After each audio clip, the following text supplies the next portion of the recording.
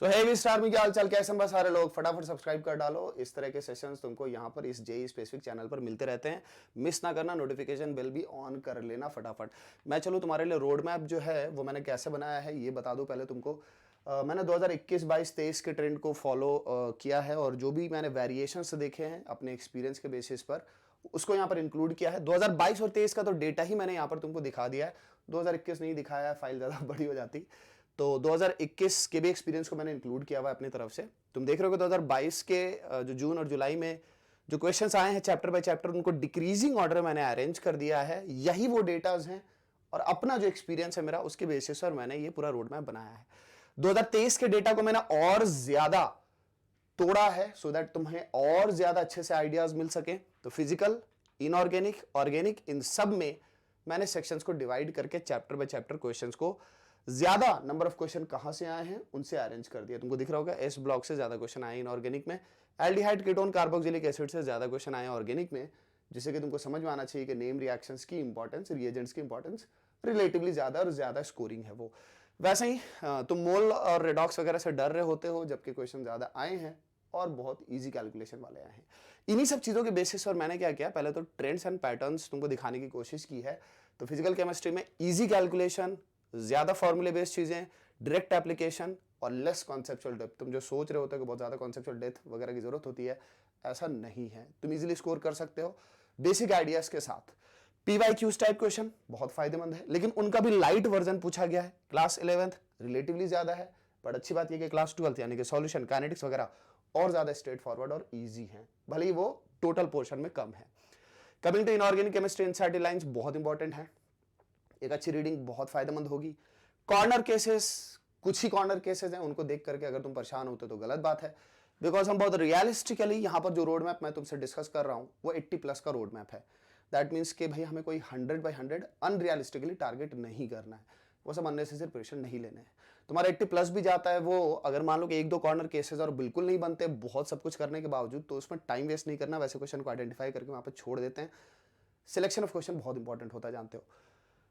तो इस तरह से एनसीईआरटी तो इंपॉर्टेंट है ही है। हाईली प्रिडिक्टेबल होते हैं क्वेश्चन इनऑर्गेनिक के, और टैबुलेटेड डेटा जो hydrogen S block, P block, D and A block में जो टेबल्स बने हुए हैं वहां से ज्यादातर क्वेश्चन पूछे गए हैं, राइट।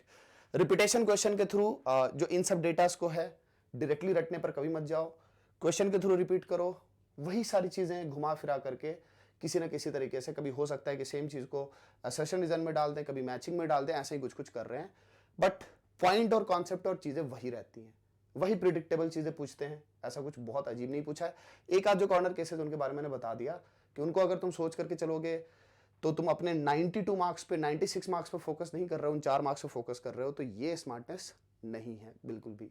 वन शॉट जो इनऑर्गेनिक के बहुत ज्यादा यूजफुल हैं तीनों सेक्शंस में, फिजिकल, ऑर्गेनिक, इनऑर्गेनिक में, और मैं हाईली रिकमेंड करता हूं कि पीवाईक्यूज और एनसीईआरटी लाइन बाय लाइन जो मेरे सीरीज हैं उनको बहुत ज्यादा फॉलो करो। क्लास 12th रिलेटिवली ज्यादा है इनऑर्गेनिक में, बट क्लास 11th के कुछ सेक्शन जैसे कि chemical bonding, periodic properties, hydrogen S block बहुत श्योर शॉट होते हैं, राइट। ऑर्गेनिक केमिस्ट्री की बात करते हैं तो जो नेम रिएक्शन और रिएजेंट्स हैं यार, ये बहुत स्ट्रेट फॉरवर्ड हैं, ईजियर हैं, और एनसीईआरटी देख करके भी तुम बात बना सकते हो। बोर्ड एग्जाम्स के साथ ये जो तुम सेक्शन करने वाले हो बहुत फायदेमंद होने वाला है। हाँ, लेकिन उसमें मैं थोड़ा सा तुमको थोड़े बेसिक मैकेनिज्म के आने चाहिए, बेसिक ही आने चाहिए, कोई बहुत ज्यादा नहीं। तो अगर हाईली प्रेडिक्टेबल सेक्शन की बात करें ऑर्गेनिक केमिस्ट्री में, तो general organic chemistry, practical organic chemistry की वही चीजें रिपीट हो रही हैं, वैसे ही एसिडिटी वेसिडिटी के क्वेश्चन रिपीट हो रहे हैं, वही सेम टाइप के प्रैक्टिकल ऑर्गेनिक केमिस्ट्री के निनहाइड्रिन टेस्ट और सेलिवानोव्स टेस्ट वही रिपीट हो रहे हैं जो लास्ट के 3 साल से चल रहे हैं। अमाइंस, बायोमोलिक्यूल्स, पॉलीमर्स, ये हमेशा सेम ही टाइप के क्वेश्चन इनके घुमा फिरा करके आ रहे होते हैं। एवरेज से ऊपर रेयर क्वेश्चन हैं, बट वैसे ही जैसे कि इनऑर्गेनिक में मैंने बोला कि बहुत कोई कॉर्नर केस, तो ये तो फिर भी अगर एवरेज ऊपर भी जाते हैं तो इनके बनने के चांसेस और ज्यादा होते हैं। मैकेनिज्म बहुत बेसिक है, और 2022 वाले ऑर्गेनिक केमिस्ट्री का लेवल बेटर था जो अभी इस साल जो फर्स्ट अटेम्प्ट में पूछा गया है। अब जेई के प्रिपरेशन को बोर्ड्स के साथ कैसे मैनेज करें, बहुत बड़ा डायलेमा, बहुत बड़ा कंफ्यूजन, इसको मैंने सॉल्व कर दिया है बहुत ही सॉलिड तरीके से। आई होप कि तुम इसके लिए मुझको एक्स्ट्रा प्यार और एक्स्ट्रा दुआएं जरूर देने वाले हो। तो मैंने क्या किया है, पहले आपका प्लान ना फिक्स किया 10 से 25 फेब, बिकॉज आपकी केमिस्ट्री जो है वो 28 फेब को है। पता नहीं क्या सोच के डेट रखा है, 28 फेब का लास्ट डे ना शायद, हाँ। तो 28 फेब को है, तो मैंने 2 वीक का प्लान पहले फिक्स किया है और आपको बताया कि क्लास 12 का सिलेबस हम ज्यादा करेंगे, इनफैक्ट वही कर रहे होंगे मेनली। इसमें बहुत स्मार्टनेस है, बहुत क्लैरिटी आप माइंड में लेकर चल सकते हो जिनको भी बोर्ड को लेकर के टेंशन है, क्योंकि मैं ये मानता हूं कि ये जो टाइम पीरियड है सेकेंड अटेम्प्ट का, उसमें पता नहीं दूसरे सब्जेक्ट में जो भी करो तुम, हालांकि जो भी मैं पैटर्न और जो भी बेसिक्स जो तरीके बता रहा हूं, तुम सेम टाइप का प्लान बना सकते हो फिजिक्स के लिए एंड मैथ्स के लिए, ठीक है। ऐसा नहीं कि तुमको, मतलब तुम खुद से बना सकते हो इसी से, केमिस्ट्री से ही आइडिया लेकर के, जैसे मैंने बना करके दिया वैसे तुम खुद से बना लो फिजिक्स मैथ का। तो तुम्हें करना क्या है कि क्लास 12 का सिलेबस इस बीच में ज्यादा करना है, इस 2 प्लान में मैंने आगे वो भी बना दिया है, तुम्हारा दिल खुश हो जाएगा, एकदम बाग बाग हो जाएगा, देखो तो अभी। तो इनऑर्गेनिक और फिजिकल का कॉम्बो ये बना करके हम पहले स्टार्ट करेंगे। स्टार्टिंग में जो मैंने प्लान बनाया हुआ है मैं दिखा भी देता हूं झलक, देखो मैंने ऐसे करके बनाया, डे बाय डे। खुश हो गए, दांत निकाल लिया, वापस आओ फिर से देखो यहां से। P block, D and A block ये पहले कर रहे होंगे, और फिजिकल केमिस्ट्री के बारी बारी से चैप्टर्स को उठा उठा करके मैं मिक्स कर रहा हूँगा। बट उससे पहले मैं ये बता दूं कि इनऑर्गेनिक के जो मैराथन मैंने, इनऑर्गेनिक का एक मैराथन मैंने लिया था जिसमें ये दोनों साथ साथ मैंने तुमको बताया था अभी जस्ट फर्स्ट अटेम्प्ट से पहले, वो बहुत इंपॉर्टेंट है, उसकी लिंक डिस्क्रिप्शन में है। और एनसीईआरटी एग्जाम्पलर का भी एक सेशन है जो मैंने पूरी एनसीईआरटी एग्जाम्पलर सॉल्व करवाई हुई पूरी, उसका भी सेशन जो है मैं डिस्क्रिप्शन में लिंक डाल दूंगा। और भी जो यूजफुल मेरे लेक्चर्स हैं जो तुमको फायदा पहुंचा सकते हैं, उनके भी लिंक डिस्क्रिप्शन में मिल जाएंगे। तो मैंने 10 से 25 फेब का ना डे वाइज प्लान बना दिया है। डे 1 मैंने ये डे 1 दिया है किसको, इनऑर्गेनिक मैराथन को, जिससे तुम पहले P block, D and A block 8 घंटे में फिनिश करोगे। 8 घंटे को बड़ा नहीं बनाना, ये मैंने मैक्सिमम टाइम लिमिट डाली भी है, समझे। 8 घंटे में वो खत्म करना है, तुम्हें टाइमर देख करके खत्म करना है। उसके बाद क्या करना है, डे 2 पर तुम्हें रिवीजन करना है उसी का, और साथ साथ एनसीईआरटी एग्जाम्पलर बनानी है, और वो एनसीईआरटी एग्जाम्पलर मैंने सॉल्व करवाई हुई है, उसकी वीडियो की भी लिंक डाल दी है। तो 2 सेशंस मैंने दिए, जैसे तुम्हारा P block, D and A block तुमने अगर कभी नहीं पढ़ा है, 0 पर हो, निगेटिव पर हो, नफरत है, तुमको प्यार हो जाएगा, तुम्हारा स्कोर ऊपर चला जाएगा, समझे। और इसमें भी तुम्हारे 8 घंटे ही जाने चाहिए, 16 घंटे में ही ये होना चाहिए। मैंने उसके लिए तुम्हें 2 दिन बोले हैं, तुम कैसे मैनेज करोगे देख लेना। लेकिन एक बात समझ लेना, इस बीच में तुमको साथ साथ पैरेलली कुछ ना कुछ मैथ्स और फिजिक्स भी तो करना है। तो मैंने यहां पर इन दोनों पर तुम्हारा ना मैसिव टाइम लिया है और बोला है कि 16 घंटे होने चाहिए। वहां पर भी मैंने लिमिटेशन इसीलिए लगाई है, तुम फिजिक्स मैथ भी मैनेज करना है भाई, ये नहीं कि केमिस्ट्री कर रहे हैं। इनफैक्ट केमिस्ट्री को हमेशा कम ही टाइम देते हैं, बट तुमने अगर कभी नहीं किया तो उसके हिसाब से, अगर तुमने किया हुआ है पहले एक बार, देखा हुआ है, कुछ भी देखा हुआ है, तो ऑब्वियसली कम टाइम में तुम कर लोगे उसको, रिवाइज भी कम टाइम में कर लोगे, प्रैक्टिस भी कम टाइम में कर लोगे। लेकिन अगर कभी नहीं किया तो ये टाइम लिमिट होनी चाहिए तुम्हारी। अब वो तुम 1 दिन में करो, 2 दिन में करो, क्योंकि मैंने तो अभी 15 दिन का प्लान तुम्हारे सामने रखा हुआ है आगे, तुम उसको अपने हिसाब से मैनेज कर सकते हो। मैंने ये नहीं लिखा कि ये तुमको करना है 10th को या 11th को या 12th को, ये नहीं लिखा है, क्योंकि तुम इसको आगे पीछे कर लेना, बट एक सिटिंग में करने की कोशिश करना। अब जैसे मैंने लिखा हुआ है कि 3rd डे फॉर्मूला रिवीजन करना सॉल्यूशन और केमिकल काइनेटिक्स का, तो वो एक सिटिंग में 4 घंटे लगा के फिनिश करना, खींचना नहीं है उसको, समझे। उसी तरह से आगे देखो, डे 4 को फिर मैंने तुम्हारे लिए कंप्लीट रिवीजन छोड़ा है। अभी तक जो भी तुमने किया पीछे, तुम फिजिक्स और मैथ भी मैनेज कर रहे हो साथ साथ, तो डे 4 को तुम कंप्लीट रिवीजन करोगे। डे 5 अब इलेक्ट्रोकेमिस्ट्री की बारी है, शुरू से आखिर तक उसको खत्म करो। डे 6 अभी तक, डे 5 तक हम फिजिकल और इनऑर्गेनिक के साथ चल रहे थे, यहां से हमने स्टार्ट किया डे 6 से ऑर्गेनिक केमिस्ट्री। तो पहले ही दिन तुम नेम रिएक्शन और रिएजेंट वाली वीडियो खत्म करोगे, जिसमें कि सॉल्विंग भी साथ साथ है, और इससे तुम्हारे 3 चैप्टर एक साथ उखाड़ दिए जाते हैं। इनफैक्ट 4 चैप्टर, क्योंकि एनसीईआरटी में कार्बोक्सिलिक एसिड भी है, एल्डिहाइड कीटोन कार्बोक्सिलिक एसिड एक साथ है। तो इतने से ना तुम इन सबको उखाड़ सकते हो, और काफी हद तक अमाइंस भी तुम्हारा निपट जाएगा। बट मैंने जानबूझ करके उसको जो है आगे रखा हुआ है यहां पर, आगे के दिन में जब तुम 7वें दिन केमिस्ट्री की सीटिंग लगाओगे।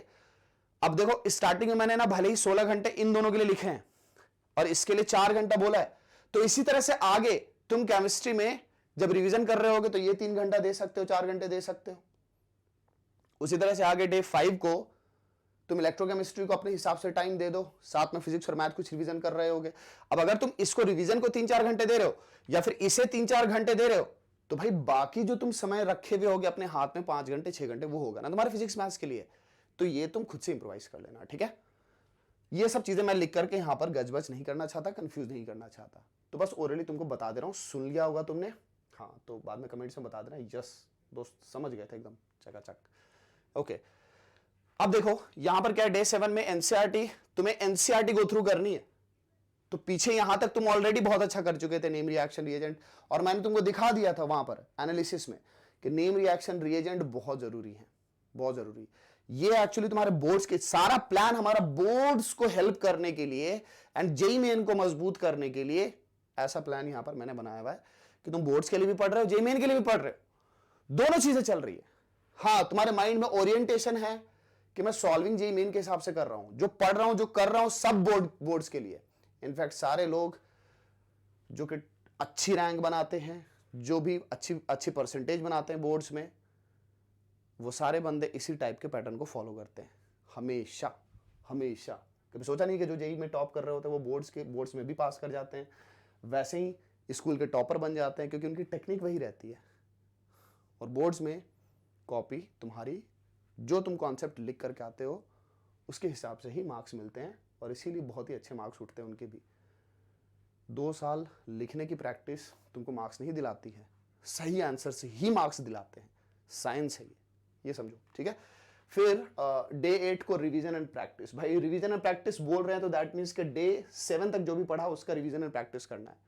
टाइम लिमिट अपने हिसाब से 3-4 घंटे।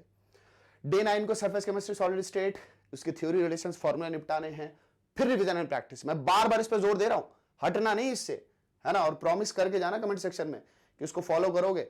अब इससे ज्यादा डिटेल्ड प्लान, क्लैरिटी के साथ प्लान नहीं मिलने वाला। बहुत ज्यादा एफर्ट लगा लगा करके, काफी टाइम लगा लगा करके इसको तोड़ा है और जोड़ा है और समझाया है आपको, बेस्ट से बेस्ट बनाने की कोशिश की है 28 तारीख को दिमाग में रख करके। फिर देखो डे 11 पे जाकर के बायोमोलिकुलर पॉलीमर केमिस्ट्री ने एवरीडे लाइफ करना है। ये इसलिए क्योंकि अगर किसी ने अगर बिल्कुल जीरो लेवल पर रखा हुआ होगा इसको, काफी सारे लोगों ने तो जेईई मेन के टाइम पर पढ़ा है, फर्स्ट अटेम्प्ट के टाइम पर, मेरी वीडियोस बहुत देखी है तुम लोगों ने, लेकिन अगर किसी ने नहीं पढ़ा है तो उनके हिसाब से भी प्लान को मैंने बनाया, हर बात का ध्यान रख करके, हर उस इंसान का ध्यान रख करके बनाया मैंने, जिसने पढ़ा हो नहीं पढ़ा हो सबका। लास्ट में मेटलर्जी, ये ऐसी चीजें लास्ट में इसलिए रखी क्योंकि ये सब चीजें स्टार्टिंग में करने के बाद अगर तुमने यहां पर गड़बड़ किया तो फिर यार फिर तुम खराब कर दोगे सब कुछ। तो मैंने रिस्क नहीं लिया, तुम लेने वाले हो, मैंने नहीं लिया, मैंने संभाल करके कि तुम बचे रहो, प्लान को ऐसे ही शेप दिया है। लास्ट में डे 14 पर तुम्हें ये काम करना है, कोऑर्डिनेशन कंपाउंड, है ना। डे 12 डे 13 तुम्हारा जो है ना वो रिवीजन होगा, ठीक है। फिर ये डे 14 आ गया। लास्ट के 4 दिन जो होंगे ना तुम्हारे पास, वो तुम्हारा रिवीजन एंड प्रैक्टिस है। बिकॉज सी जो प्लान हमने बनाया था वो 10 से 25 का है, लेकिन 28 को एग्जाम है, राइट। तो हमने जो बनाया वो बेसिकली हमने 13-14 दिनों का बनाया, तो तुम्हारे पास वो जो 3-4 दिन बन गया ना, उसको मैंने यहां पर मेंशन किया है कि उसमें रिवीजन एंड प्रैक्टिस करना है, 60-40 कॉन्सेप्ट फॉलो करना। मतलब जिनको जेईई मेन को लेकर के कॉन्फिडेंस अच्छा है, जिनको जेईई मेन को लेकर के कॉन्फिडेंस अच्छा है, वो 60% बोर्ड्स पर दे दें, राइट। मतलब आप स्विच कर सकते हो। आपका ओरिएंटेशन क्या है आप ये देखो, आपकी कमजोरी क्या है आप ये देखो, आपकी फीलिंग क्या आप ये देखो। आप अपना 60% टाइम बोर्ड्स पे लगा सकते हो, अगर लगता है कि वहां गड़बड़ कर सकते हो। 40% ओरिएंटेशन आपका रहना चाहिए, 40% टाइम रहना चाहिए फिर जेईई मेन के लिए। मतलब आप समझदारी से 60-40 पर काम कर सकते हो, इसको इंप्रोवाइज कर सकते हो अपने हिसाब से, ये कोई बहुत बड़ी डील नहीं है, राइट। फिर देखो आगे मार्च का प्लान, वो तो 28 तारीख तक की बातचीत हो गई। अब मार्च का प्लान क्या होना चाहिए तुम्हारा, तो मैंने यहां पर 3-4 दिन का सेट बनाया हुआ। जब तुम यहां पर देखोगे ना S1 लिखा हुआ, तो दैट मीन्स कि मैं तुमको सेट 1 की बातचीत कर रहा हूं, क्योंकि मिक्सिंग ना हो जाए। 28 तक तुमने 12th ज्यादा पढ़ी है, 12th ही पढ़ी है, और अब तुम 11th एंड 12th दोनों पढ़ोगे, क्योंकि भाई मार्च है। 6 अप्रैल के राउंड से तुम्हारा सेकेंड अटेम्प्ट है, राइट। तो अप्रैल के जो वो 5-6 दिन है वो मैंने रखे हुए हैं कि वो तुम लास्ट में जाकर के 1 शॉट्स वगैरह लगाओगे, जो भी होगा। बट पूरे मार्च में तुमको स्टार्ट ऐसे लेना, 1 से 4 मार्च में पहले तुमको ये चैप्टर्स निपटाने केमिस्ट्री के, तुम साथ में फिजिक्स और मैथ भी तो कर रहे होगे, राइट। तो तुम जो भी 3-4 घंटे पर डे दोगे, मैंने 4 दिन का विंडो रखा इनके रिवीजन के लिए, इनकी सॉल्विंग के लिए, इनको समझने के लिए। ये तुम्हारा फर्स्ट सेट है। फिर 5th और 6th को, चुके 6th को फिजिक्स है, तो 5th पूरा का पूरा यार ब्लैंक, तुम पूरी तरह से सारी चीजों को हटा करके फिजिक्स पे दे दो, राइट, और इसी चीज़ को खुद के हिसाब से इम्प्रोवाइज कर दो, है ना, बहुत सोच समझ करके चीज़ें, डेट बाय डेट मैंने तुमको क्लैरिटी दी है, तुम इसी से अपना भी बेस्ट निकाल सकते हो। तो बोर्ड्स में फिजिक्स है, आप फिजिक्स देकर के आओगे तो 6th इवनिंग को कुछ रिवीजन करने का मन हो, किसी को लग रहा हो कि नहीं मैं तो फ्रेश हूँ, रिलैक्स नहीं करना है, तो रिवीजन में लग जाना उस दिन शाम में, रात में। ड्रॉपर्स जिनका बोर्ड्स नहीं है वो सॉल्विंग और रिवीजन जारी रखेंगे, यहां तक जो भी आपने पढ़ा है उसकी सॉल्विंग और रिवीजन करेंगे। जिनका बोर्ड्स है वो आगे चलेंगे भाई, 7th से 9th में जो सेट S1 तक जो भी आपने पढ़ाई की है उसको रिवाइज करेंगे, उसमें ऐड करेंगे periodic properties light chapters, because इसके बाद मैथ्स है फिर से, तो periodic properties hydrogen and S block यहां तक करेंगे। अब जब आप यहां तक करेंगे तो S1 के साथ आपने S1 के साथ ये चैप्टर्स जोड़े, अब ये S2 बन गया, क्योंकि आगे जब मैं बोलूंगा रिवाइज करने के लिए, सी मार्च में जो भी तुमने फेब में पढ़ा, जो भी तुम मार्च में पढ़ते जा रहे हो, उनका रिवीजन भी तो करना है, उनको बचाना भी तो है, किसी पढ़ते जाना है, इसी चक्कर में तो चीजें खराब होती हैं, राइट। 10th एंड 11th को चूंकि मैथ्स है तो 10th फिर से वैसे ही रखा, तुम्हारे पास बफर, कुछ नहीं करना, अगर तुम टेंशन में हो गए तो 10th तुम्हारे पास बफर है ना, ठीक है, तो उस दिन सिर्फ से मैथ्स करना। 11th की इवनिंग रिवीजन, ड्रॉपर्स अपना वही कार्यक्रम रखेंगे सॉल्विंग एंड रिवीजन का। 12 से 15 के बीच में आप फिर क्या करेंगे, प्रीवियस जो S2 तक था उसको रिवाइज करेंगे, सॉल्व करेंगे, लेकिन अब आप क्या करेंगे, यहां पर कंप्लीट 12th को एक बार अच्छे से रिवाइज करेंगे, राइट। मैंने साथ साथ फिर complete physical, complete organic, inorganic, अच्छा ठीक है ऐसा रखा है। तो 12 से 15 में अब आप क्या करेंगे, चूंकि आप अपने PCM से फ्री हो गए क्लास 12th के, एक बार यहां पर रुकिए, कंप्लीट 12th उठाइए जो आपने 28 फेब तक किया था, और जो 11th के S1 और S2 किए हैं वो फिनिश कीजिए। तो एक तरह से कंप्लीट रिवीजन हो गया अभी तक का, ठीक है। जो आपने ये कर लिया, कंप्लीट 12th भी रिवाइज कर दिया, तो एक तरह से मैं मान के चल रहा हूं कभी कंप्लीट 11th जो भी अप्रैल, जो भी मार्च में किया आपने, और जो फेब में जो भी आपने 12th किया था, सबका रिवीजन हो गया। उसको मैंने नाम दे दिया S3। आप S3 तक पहुंच गए, अब S3 को भी तो सेव करना है, S3 को भी तो बचाना है, यहां तक जो भी पढ़ा उसको बचाना भी है, ठीक है। तो 16 से 20 के बीच में आपको ध्यान रखना है कि S3 का रिवीजन करना है, बट अब जो भी सेक्शन बचा रह गया था फिजिकल का उसको फिनिश करना है, that is called complete physical chemistry. उसमें बचे हुए पोर्शन है इक्विलिब्रियम, थर्मोमोल, इनको फिनिश करो, और आपको पता है कैसे करना है। फिजिकल केमिस्ट्री के बारे में ट्रेंड्स एंड पैटर्न्स बता दिए थे, फॉर्मूले बेस्ड चीज ज्यादा करनी है ना, कॉन्सेप्चुअल डेप्थ बहुत ज्यादा नहीं लेना है, जिस तरह के आपको क्वेश्चन पूछे गए हैं उसी टाइप के क्वेश्चन की प्रैक्टिस करनी है, हार्डली 2022 के PYQ टाइप की काम करना है। इतना काम कर लिया, अब आपके पास S4 आ गया, सेट 4 पर आप पहुंच गए हैं, और इसको सेव करना है। तो अब जो आपके पास 21 से 26 का डेट है उसमें S4 का रिवीजन है, उसमें कंप्लीट ऑर्गेनिक केमिस्ट्री जो कि ऑलमोस्ट आपने खत्म कर ही दी थी, बट स्टिल जाकर के ब्रशअप कर दीजिए। ये आपके पास S5 बन गया, उसे आप ब्रशअप करेंगे 27 से 31 के बीच में। मैं गलती नहीं कर रहा हूं, मार्च जो है वो 31 का मंथ है, राइट। S5, और अब इसमें आप कंप्लीट इनऑर्गेनिक जोड़ेंगे। इसमें आप, अगर आपको लग रहा है कि मैंने रैंडमली पहले फिजिकल डाला है फिर ऑर्गेनिक इनऑर्गेनिक, तो गलत बात, मैंने बहुत सोच समझ करके फिजिकल पहले डाला है। फिजिकल वाला सेक्शन ऐसा है जो एंड में जाकर के आप करेंगे तो प्रेशराइज होते हैं, इनऑर्गेनिक बेस्ट है एंड के लिए, क्योंकि पहले भी मैंने काफी ब्रश अप करवा दिया है। तो अब जाकर के इनऑर्गेनिक एंड में कीजिएगा, मजा आ जाएगा, तब आपको मिलेगा S6 का अवार्ड।